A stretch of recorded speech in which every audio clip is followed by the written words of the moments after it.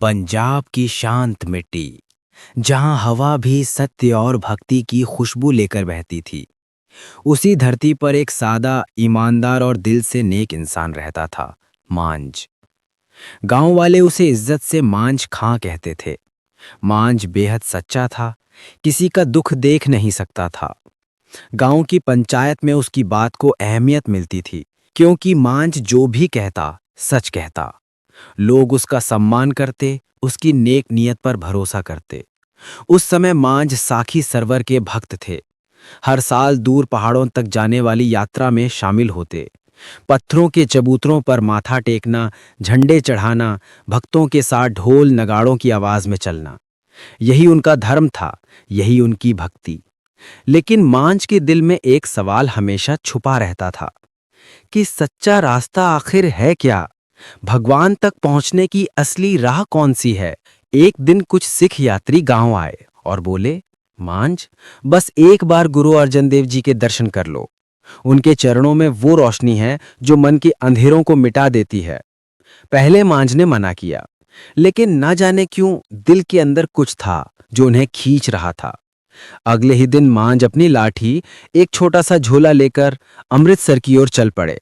लंबा सफर, धूल, गर्मी, थकान, लेकिन दिल में एक अजीब सी चाह। और फिर जब पहली बार मांझ की नजर गुरु अर्जन देव जी पर पड़ी, तो जैसे दिल पर से कोई बोझ उतर गया। गुरुजी के चेहरे पर शांति थी, आंखों में दया और उपस्थिति में एक अद्भुत तेज। गुरुजी ने प्रेम से पूछा, मांझ, तुम क्या खोज रहे हो? मांझ ने झुककर कहा, गुरुजी, मैं सत्य की राह खोज रहा हूं। गुरुजी मुस्कुराए, अगर वास्तव में सत्य चाहते हो तो अपने मन का भ्रम छोड़ना होगा। सच्ची राह पर आधा मन नहीं चलता, पूरा मन चाहिए। मांझ ने बिना झिझक कहा, जो भी आप आदेश दें गुरुजी, मेरा जीवन आपके चरणों में है। गुरुजी के दर्शन ने मांझ का पूरा जीवन बदल दिया। जब मांझ घर लौटे तो परिवार और गांव वाले देखकर हैरान थे। वे सीधे अपने पुराने मन्नत वाले चबूतरों के पास गए, जहां वो सालों से माथा टेकते आए थे। मांझ ने उन्हें शांति से देखा और कहा, आज से मेरी भक्ति केवल उस गुरु में है जो मुझे सत्य दिखाता है। गांव वाले चकित रह गए। पंचायत में चर्चा होने लगी कि मांझ पागल हो गया है क्या? कई लोग नाराज हुए, कई दुखी, कई समझ नहीं पाए। लेकिन मांझ के चेहरे पर वही शांति थी जो गुरु के दर्शन से मिली थी।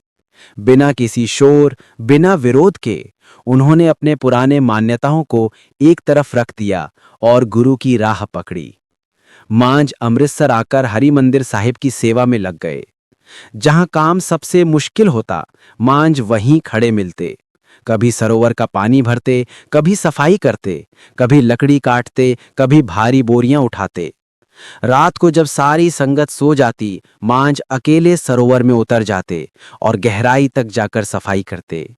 ठंडी हवा, अंधेरा अंधकार, लेकिन मांझ की सेवा नहीं रुकती। एक रात तेज आंधी आई, बिजली कड़क रही थी, हवाएं चल रही थी। लंगर के भरे हुए बोरे बाहर ले जाने का आदेश था।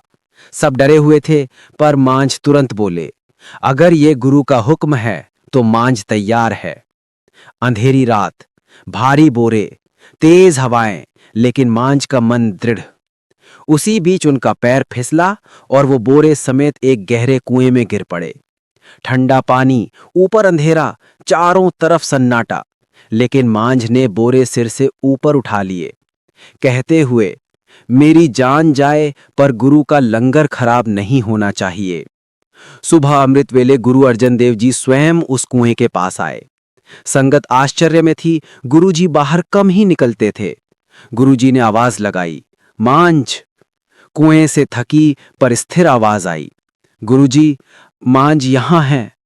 गुरुजी ने रस्सी डलवाई और स्वयं मांझ को ऊपर खींचा। मांझ भीगा हुआ था, कांप रहा था, पर चेहरे पर वही शांति थी।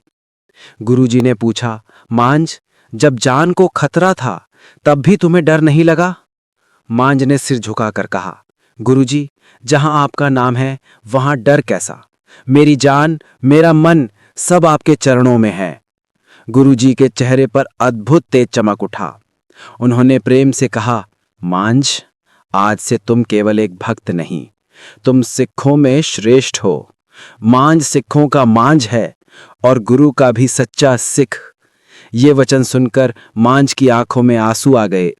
उनका जीवन पूरा हो चुका था। उन्होंने सत्य, समर्पण और भक्ति की वो मंजिल पाली जिस तक पहुंचने में कई जन्म लग जाते हैं।